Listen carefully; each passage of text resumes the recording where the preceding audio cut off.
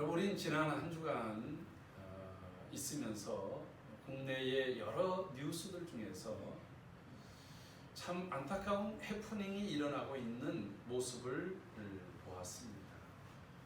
그것은 우리나라의 법을 수호하는 이 검찰 고위 관계자들이 서로 몸싸움을 했다라고 하는 뉴스였습니다. 제가 그 뉴스를 보고 너무 안타까워서 칼럼에다가도 과연 누구를 위한 정의인가 라고 하는 칼럼의 제목으로 글을 써놨습니다. 한번 나중에 읽어보시고, 근데 이제 제가 그걸 보면서 이런 생각이 들었어요. 그 시대가 온전하려면 법과 질서가 균형 잡히고, 그리고 이것이 누구에게나 공정하게 집행되고 시행될 때 그 시대가 소망이 있고, 그 시대가 그래도 안전하고 안정적인 시대라고 하는 거예요. 근데 이 사건은 단순히 검찰 고위 관계가 몸싸움을 했다라고 하는 그 이면의 내용을 보면 우리 사회가 지금 얼마나 안타깝고 그리고 잘못된 길로 가고 있나라고 하는 것을 보여주는 비근한 예라고 하는 것이에요. 그 내용을 살짝 살펴보면 검찰의 한 검사장이 어떤 종편 방송 기자하고 이렇게 유착을 해서 그 범죄자를 이렇게 만드는데 공모를 했다고 해서 검은 유착, 이걸로 인해 가지고 조사를 받게 됐어요. 그런데 이 사람이 나는 그러지 않았다, 나는 그 일에 공모하지 않았다 해가지고 그 검찰 내에 수사심의위원회에다가 나 이거 억울하니까 이걸 한번 먼저 심의해달라 이렇게 해가지고 그 심의위원회에서 수사 더 이상 할 필요 없다, 그 검은 유착한 기미가 보이지 않는다라고 이렇게 권고를 했는데, 그냥 그 권고한 며칠 뒤에 그 핸드폰에 있는 유심칩을 확보하기 위해서 영장을 이제 가지고 간 거예요. 근데 이제 그 과정 속에 내가 그럼 변호사 앞에서 이것을 줄 테니까 변호사를 불러도 되겠냐? 그래서 이제 전화하라고 해서 전화를 하는 중에 비밀번호를 풀려고 할 때 달려들었다는 거예요. 근데 이제 중요한 것은 한쪽은 이 검사가 검사로서 공정하게 수사를 하지 않고 함정 내지는 뭔가의 잘못을 만들어서 했기 때문에 그것을 검찰이 그런 거 하면 안 되잖아요. 공정의 칼날을 들여야 될 그 검찰이 그 부정한 방법으로 검사하려고 한 것에 대해서 그것을 조사하기 위해서 찾아간 거예요. 여러분, 그러면 누군가는 잘못이 있겠지요. 이것을 검은 유착을 했는지 안 했다고 하는 사람과 했다고 하는 사람 사이에는 뭔가 잘못된 시각이 있을 거 아니겠습니까? 근데 이제 문제는 뭐냐면 그 일로 인해서 몸싸움이 일어난 거예요. 근데 이 얘기를 듣고 나서 어떤 생각이 드냐면, 둘 다 정의를 위해서, 공정을 위해서, 공평하게 한다고 말을 하지만 어쨌든 두 진영 다 공정할까? 과연 공정한가? 정말 공평하게 하고 있는가? 정의롭게 하고 있는가? 이러한 의심을 자아내지 않을 수 없다라고 하는 것이죠. 여러분, 지금 오늘 본문을 우리가 읽고 있는 이사야서에서 이스라엘 백성들이 하나님으로부터 심판을 받는 이유가 뭐냐면, 그들에게 하나님이 요구하는 것이 공평과 정의, 거룩하신 하나님, 공의의 하나님, 그 하나님을 닮아야 될 백성이 공평과 정의를 행해야 되는데 그들이 공평하지 못했습니다. 불의했습니다. 정의롭지 못했습니다. 불법을 행했습니다. 그래서 하나님께서는 그들의 삶을 황폐하게 만드셨다라고 하는 거예요. 우리의 삶이, 우리의 마음이 각박해지고 우리의 삶이 황폐해지는 그 원인들 가운데에는 과연 우리가 하나님의 뜻대로 공평한가? 공정한 삶을 살고 있는가? 이것이 법을 집행하는 사람들, 하나님의 말씀을 법을 가지고 살고 있는 하나님의 자녀들 속에 과연 그러한가? 라고 하는 것을 우리에게 되묻지 않는 그러한 한 주간이었다라고 하는 것입니다. 사랑하는 성도 여러분, 여러분의 삶은 공정함 속에 살고 있습니까? 나의 삶의 행보는 하나님 앞에서 정의롭게 살고 있습니까? 여러분, 우리의 모든 일들은 정말 공평하게 그 일들을 이루어가고 있습니까? 사실 우리는 어떤 한 곳에 치우치기가 쉬워요. 우리의 마음 가는 쪽으로 치우치기 쉬워요. 마치 지난 수요일 날 말씀드렸던 것처럼 사사시대의 한 특징처럼 왕이 없으므로 사람들이 자기 소견에 옳은 대로 행했다라고 말하는 것처럼 삶의 기준점을 잃어버렸어요. 그래서 자기의 감정이, 그날의 기분이, 자기의 이득이 기준점이 돼서 살아가는 거예요. 여러분, 이 시대에 가장 안타까운 것은 법을 집행하는 쪽이나 또 집행을 받는 쪽이나 범죄를 행한 쪽이나 그리고 그 범죄 행한 것에 대해서 법을 집행하는 쪽이나 모든 사람들이 다 납득할 정도의 그러한 정의가 되어야 되는데 내 편은 옳고 상대편은 그러다라고 하는 사고방식이 우리 사회 속에 놓여져 있다고 한다면 이것은 불행의 걸음을 걸어가고 있다고 하는 거예요. 이러한 걸음에서 돌아서서 의와 진리로 살아가는 하나님의 거룩한 성도들이 되기를 주의 이름으로 축복합니다. 우리는 하나님의 나라의 백성들입니다. 우리의 시민권은 하늘나라에 있다고 골로새서 1장에서 말하고 있습니다. 그러므로 이 세속을 쫓아가지 않고 하나님의 나라의 시민권자, 곧 하나님 나라의 백성으로서의 삶을 살아가야 하는 것입니다. 여러분, 하나님의 나라의 백성들은 특징이 있습니다. 그것이 무엇입니까? 로마서 14장 17절 말씀 한번 같이 읽도록 하겠습니다. 로마서 14장 17절 말씀 함께 읽습니다. 하나님의 나라는 먹는 것과 마시는 것이 아니요 오직 성령 안에 있는 의와 평강과 희락이니라. 아멘. 여러분, 하나님의 나라의 특징이 있습니다. 잘 먹고 그냥 내가 원하는 대로 마시는, 그래서 나의 이 육체적인 만족과 기쁨을 누리는 것에 있는 것이 아니라, 여러분, 먹든지 마시든지, 먹지 말라는 얘기 아니에요. 마시든지 말라는 얘기가 아닙니다. 먹든지 마시든지 무엇을 하든지 하나님 나라의 백성들은 특징이 있습니다. 성령 안에 있어야 돼요. 그 안에서 의와, 여러분, 공의와 공평이 여기에 있는 것입니다. 의와 하나님의 뜻이 실현되어야 됩니다. 그럴 때에 평강이 임합니다. 우리의 마음속에 불안하고 그리고 또 막 근심이 쌓이고 뭔가 불만족으로 있는 것은 하나님 나라의 특징이 아니라고 하는 거예요. 내가 적은 것을 먹고도 하나님의 은혜 속에서 평강이 가득하기를 주의 이름으로 축복합니다. 때로는 내 삶 속에 우겨싸임을 당한다 할지라도 하나님의 은혜로 평강이 충만하기를 주의 이름으로 축복합니다. 그래서 주님께서도 부활하셔서 첫 번째 말씀이 샬롬, 너희에게 평강이 있을지어다 라고 말씀하시는 거예요.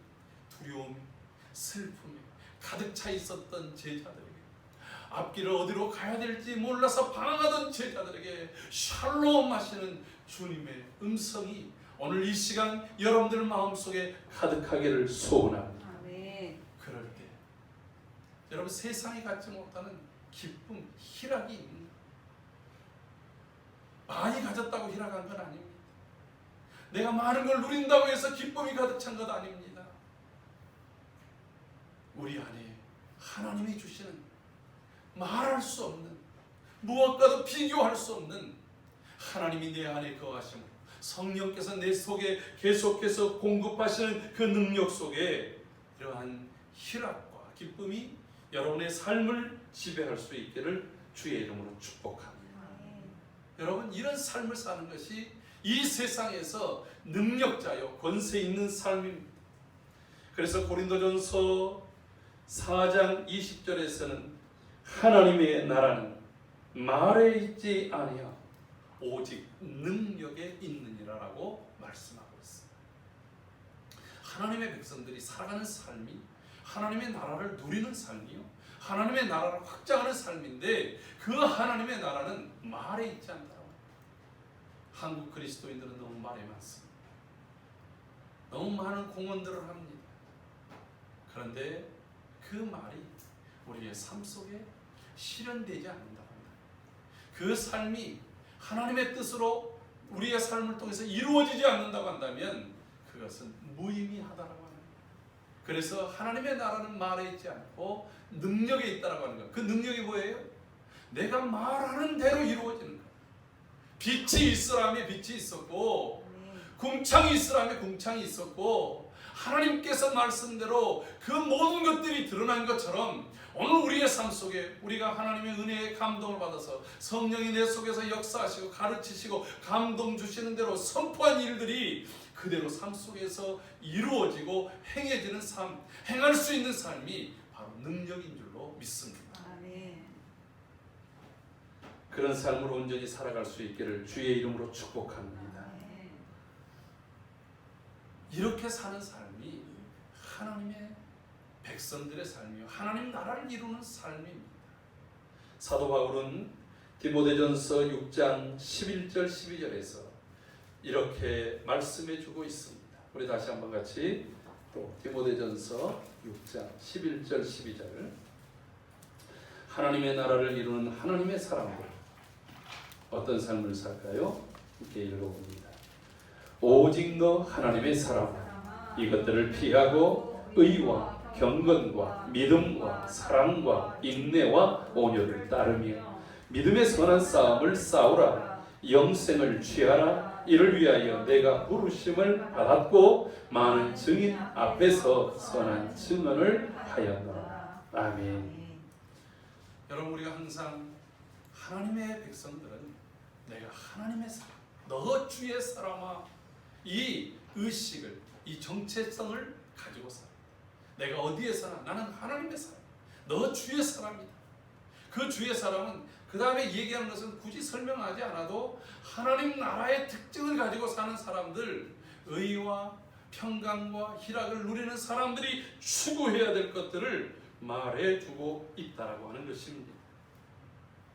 그러므로 오늘 우리의 삶 속에서 이런 것들을 행할 때에 거짓이 물러가고 악의 영들이 물러가고 불의가 떠나가는, 그래서 하나님의 나라를 이루는 삶이 되기를 주의 이름으로 축복합니다.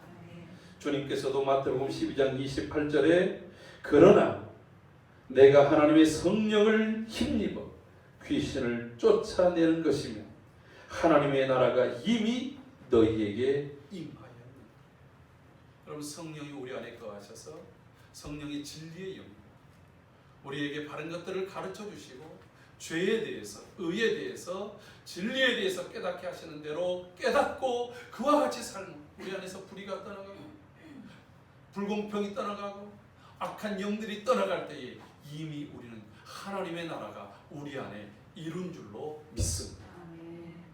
여러분, 오늘 이 이사야서 61장은 이사야 그 불공평하고 또 불법을 행했던, 그래서 공과 의를 행하지 않았다고 그렇게 하나님께 책망을 받았던 그때에 그들에게 이제는 삶 자체가 공의가 되고 그들의 행하는 모든 것들이 공평하다고 인정을 받을 만한 그 일들은 자신들의 힘, 자신들의 능력, 자신들의 아이디어에 의해서 되어지는 것이 아니라 하나님이 보내시는 의의 왕, 평강의 왕, 공평의 왕이 오실 때에 그 일들이 이루어진다는 거예요. 그리고 그분이 오셨을 때 오늘 이사야서 61장 1절에 있는 것처럼 주 여호와의 영이 내게 내리셨으니 성령의 기름 부으심을 받을 때에 여러분 이 일들이 일어나게 된다는 거예요. 할렐루야.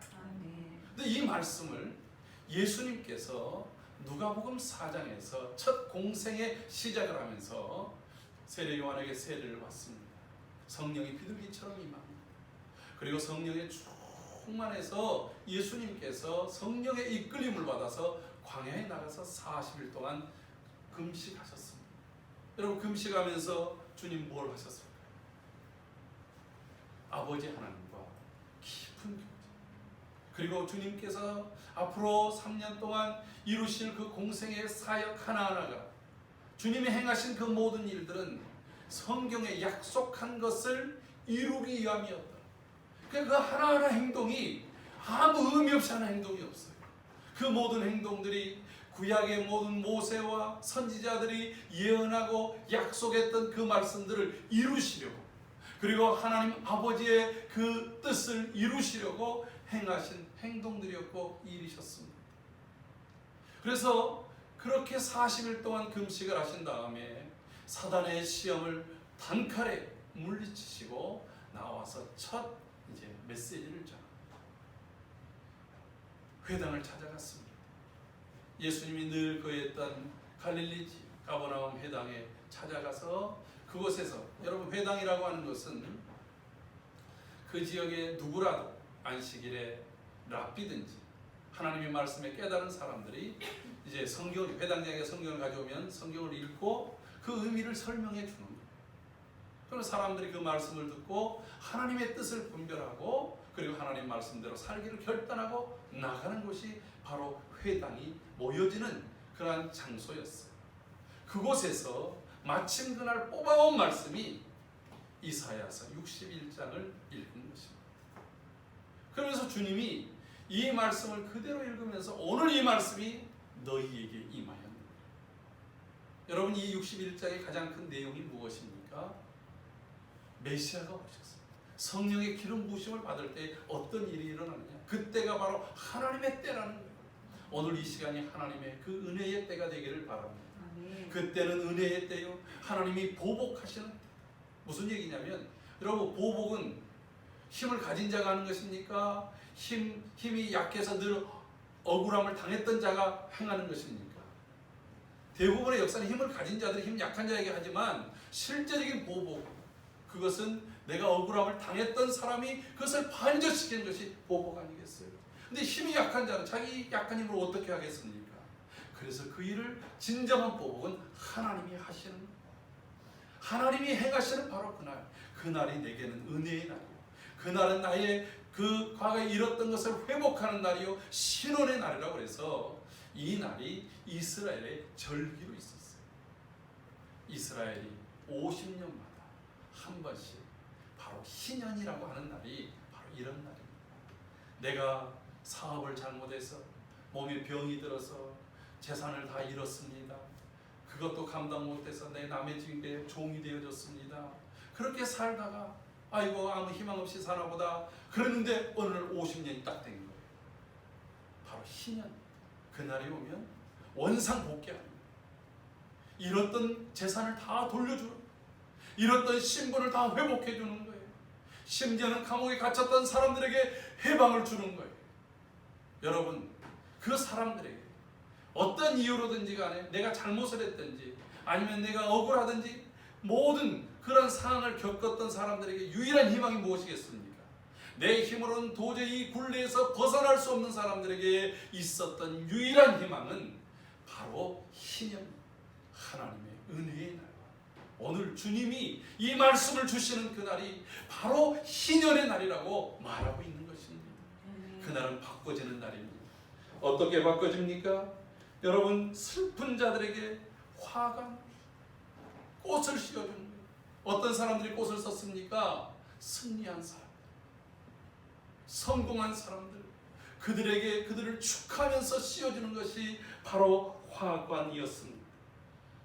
또한 여러분, 슬픔을 당했던 사람들이 자신이 슬프다, 억울하다, 안타깝다 하는 것으로 죄를 머리에다 뒤집어 썼었어요.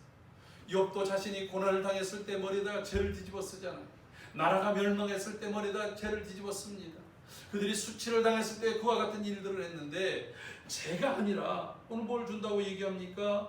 기쁨을 준다라고 하는 것입니다. 할렐루야. 하나님께서 오늘 이 시간 우리 모든 성도들에게 내가 가지고 있었던 모든 슬픔들이 변해서 기쁨의 변화의 시간이 되기를 소원합니다. 여러분, 또한 이런 슬픔이 바뀌어서 찬송의 내 근심 소리, 슬픔의 소리, 우는 소리가 아니라 하나님을 노래하는 소리요, 하나님을 높이는 소리요, 승리의 브라가의 찬양이 있는 그러한 삶으로 변화되기를 주의 이름으로 축복합니다. 사랑하는 성도 여러분, 오늘 우리 안에 이런 것들, 바뀌어지는 것들, 대신하는 것들, 슬픔도 바뀌고 근심도 바뀌고 그리고 또한 안타까웠던 죄를 뿌리던 수치심도 바뀌어서 그것이 찬송으로 기쁨으로 하나님께서 덧입혀 씌우시는 그러한 화관이 되어지는 놀라운 은혜가 오늘 이 시간 하나님의 말씀을 받는 이 시간 우리 모든 성도들에게 임하기를 주의 이름으로 축복합니다. 주님이 바로 공생애를 시작하면서 이 말씀을 받는 이 시간 너희에게 이것이 임하였다라고 하는 거예요. 그럼 오늘 왜 이 시간이 그런 시간입니까? 오늘 우리 이제 성찬에 곧 참여할 것입니다. 우리가 성찬을 아까 기도한 대로 격월로 우리 교회가 하고 있어요. 늘 습관적으로 성찬을 참여해서는 안 됩니다.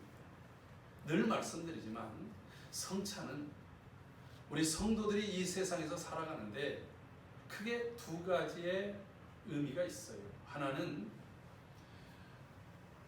하나님께서 우리 성도들에게 은혜를 주시는 방편이 있어요. 하나님의 은혜를 받아 살잖아요. 은혜 아니면 살아갈 수 없네. 우리 고백하지 않습니까? 은혜 아니면 우리가 온전할 수 없어요. 하나님의 은혜 아니면 이 세상에서 죄악을 이기고 보호받지 못한다라고 하는 거예요. 하나님의 은혜가 풍성해서 여러분들이 죄를 이기고 세상을 이기고 날마다 승리하는 성도의 삶이 되기를 주의 이름으로 축복합니다. 근데 그 은혜를 주시는 방편이 있는데 첫 번째가 하나님의 말씀이에요. 그래서 우리 말씀을 부지런히 읽고 듣고 묵상하고 순종해야 되는 거예요. 할렐루야. 말씀이 내게서 떠나가면 안 되는 거예요. 밥 안 먹고 여러분 어떻게 살 수 있겠습니까? 하나님의 말씀은 우리의 생명의 양식인 것입니다. 그래서 하나님의 말씀이 우리에게 바로 이러한 능력을 공급해 주는 거예요. 은혜를 주시는 거예요. 또 하나는 기도입니다. 하나님 앞에 기도할 때에 우리의 영이 살아나고 하나님께서 응답하시고 그 기도를 통해서 우리가 강해질 수 있다라고 하는 것입니다. 여러분, 기도는 영혼의 호흡과 같아서 우리가 기도할 때 호흡이 강건하게 되어질 때 이 날숨과 들숨이 여러분 자연적으로 쉬고 있는 것이 얼마나 큰 보배인 줄 아십니까? 전에도 한번 말씀드린 것 같은데요. 저희 노예 한 사모님이 이 날숨은 하는데 들숨이 안 돼요. 그래서 그것에 대한 호흡기를 끼고 평생을 살아요. 근데 그 호흡기를 이렇게 끼고 있는 것이 한 달에 얼마 들어요? 550만 원 당시. 이 사모님이 굉장히 오랫동안 그걸 했어요. 이 목사님 굉장히 많은 재산이 있었던 것들이 그 호흡기에 여러분 1년이면 한 6,500만 원 이상이 드는 거예요. 그러니까 그 비용을 감당하면서 생명을 연장해요. 여러분 들숨과 날숨 다 하는 거 한 달에 1,100만 원씩 벌고 있다고 생각하세요. 할렐루야. 아멘. 하나님이 자동적으로 주신 거예요. 아멘. 내가 호흡이 가쁘지 않은 거, 호흡을 마음껏 할 수 있는 거. 여러분 이게 마스크 끼고 있으니까 얼마나 힘드세요. 제가 마스크 끼고 한번 찬양을 한 20분 해봤더니 숨 막혀서 죽는 줄 알았어요. 여러분들이 얼마나 고통스러울까를 생각을 합니다. 우리가 이렇게 마음껏 열고 마시고 할 수 있는 거, 이게 하나님의 은혜. 기도가 그 은혜라고 하는 거예요. 기도가 우리의 영혼을 그렇게 거룩하게 하고 힘있게 하고 능력있게 할 줄로 믿습니다. 이게 은혜의 방편이기 때문에 그래요. 또 하나의 은혜의 방편이 있는데 바로 성례전입니다. 오늘 이 성찬에 참여하는 거예요. 특별히 성찬은 주님이 당신의 메시지를 몸으로, 여러분 그림 보는 게 쉬워요. 어려운 글씨 뭐 그냥 원어, 한자, 수거 이런 거 보는 게 쉽겠어요. 글씨 조그만 글씨 읽는 거 어렵잖아요. 눈도 침침해지고. 저도 지금 안경을 벗고 있기 때문에 사실 여기 여러분의 눈동자가 보이는 분들은 딱 한 2-3명밖에 안 돼요. 우리의 눈이라고 하는 것이 침침하면 그렇게 되는 거예요. 그런데 그림이 딱 크게 있는 거예요. 여러분의 형상을 다 보이기 때문에 누가 어떤 모습으로 있는지는 제대로 다 볼 수가 있어요. 그림이라는 것이죠. 하나님께서 우리에게 마치 그림처럼 내 몸으로 실천해서 하나님의 은혜를 누리게 하는 것이 바로 무엇이냐? 성찬이라고 합니다. 여러분, 성찬은 또 교회가 진정한 교회임을 보이는 표식입니다. 교회가 진정하다라고 하는, 진정한 교회인 것은 사람의 말이 아닌 하나님의 메시지가 늘 항상 선포되는 교회입니다. 또한 성례전이 제대로 시행되어지는 교회. 아울러서 성도의 거룩한 순결을 위해서 권징이, 교회에서 책망을 받고 교회에서 권계를 당하고 또 교회에서 권면을 당하는 일들을 기쁘고 감사하게 여겨야 되는데, 책망받으면 교회를 튕겨나갑니다. 징계를 받으면 교회를 뛰쳐나갑니다. 여러분, 이게 한국 교회를 불행하게 만드는 일. 한국 교회가 목사의 어떤 감정, 당회의 감정에 의해서 성도들을 징계를 마구잡이로 하는 것, 이거는 하나님으로부터 심판받을 일입니다. 동시에 성도들이 그릇되이 행하고 있음에도 불구하고 책망하지 못하고 징계하지 못하는 것은 교회가 썩어가고 있다고 하는 것입니다. 그러므로 교회의 순결을 위해서 정당한 권징이 시행되도록, 여러분, 우리가 그 권징의 율례 안에서 온전한 모습으로 권징을 당하지 않아도 이 교회가 마치 서머나 교회처럼 빌라델비아 교회처럼 주님으로부터 칭찬을 받는 그런 생명력이 있는 교회로 서 있기를 주의 이름으로 축복합니다. 그 성령의 기름 부으심이 있어요. 근데 여러분, 우리가 성찬에 참여할 때에 주님이 자신을 내어주시고, 그리고 또한 그 속에 성령의 기름 부으심을 주셔서 우리가 이 떡을 먹고 잔을 마실 때에 하나님의 능력과 하나님의 소원을 이루어 가게 할 줄로 믿습니다. 우리가 잘 아는 대로 요한계시록 3장 20절에 있는 것처럼, 볼지어다 내가 문 밖에 서서 문을 두드리노니 누구든지 내 음성을 듣고 문을 열면 내가 그로 더불어 가서 먹고 그는 나로 더불어 마시리라. 우리가 이 성찬이라고 하는 게 주님과 함께 한 만찬을 참여하는 거예요. 주님을 취할 뿐만 아니라 주님과 함께 먹고 마시는 자리라고 하는 거예요. 여러분, 잘 먹어야 됩니다. 아까 하나님의 나라는 왜 먹고 마시는 것이 아니라고 얘기를 하겠어요? 먹자판으로 마시자판으로 가는 게 아니라는 거예요. 먹는 곳에 하나님의 의가 있고, 먹는 곳에 하나님의 평강이 있고, 먹을 때에 하나님의 희락이 있도록 먹고 마셔야 된다고 하는 것입니다. 할렐루야. 여러분, 그 얘기가 왜 나왔냐면, 고린도 교회가 돈 많은 사람들이 맛있는 걸 많이 가져왔어요. 그리고 지네들이 먼저 막 먹는 거예요. 가난한 사람들 눈치 보는 거예요. 여러분, 교회까지 와가지고 하나님의 백성들이 그러면 되겠습니까? 하나님의 나라는 처음부터 잔치하는 곳이에요. 주님의 첫 기적이 무엇입니까? 가나의 혼인잔치에서 물로 포도주를 만드는 것이에요. 잔치 자리에 잔치가 더 풍요로워지도록 하는 것이 하나님 나라입니다.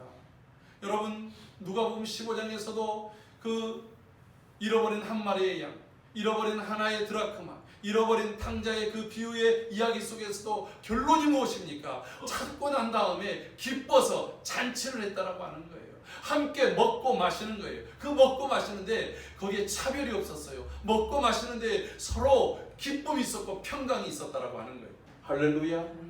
여러분, 우리가 이 떡을 마시고 이 잔을 마실 때에 주님의 그 평강이 성령 안에서 내 안에 가득히 쑥 부어 넣어지기를 주의 이름으로 축복합니다. 하나님의 능력을 공급합니다. 여러분, 엘리야가 지쳤어요. 먹지도 못했어요. 로뎀나무 아래서 죽어가고 있는 거예요. 그때 하나님이 다른 말 하지 않아요. 너 선지자가 그따구로 하냐? 너 내가 너 믿었더니 너 그렇게 쓰러져 있냐? 책망하지 않으셨어요. 뭐라고 합니까? 엘리야야, 일어나라. 이거 먹어라. 그래야 길을 갈 수 있다. 하나님께서 까마귀를 통해서라도 먹을 것을 공급해 주시는 거예요. 여러분, 이 시간 하나님의 말씀을 받을 때 그 말씀을 잘 먹으십시오. 에스겔이 하나님이 두루마리를 먹으라. 하나님 말씀이 저기 두루마리를 먹으라고 합니다. 그래서 먹었더니 그것이 달기가 꿀과 같았다라고 얘기합니다. 여러분, 가죽을 진짜로 먹었을까요? 하나님의 말씀을 받아, 하나님의 말씀을 받아들였다는 거예요.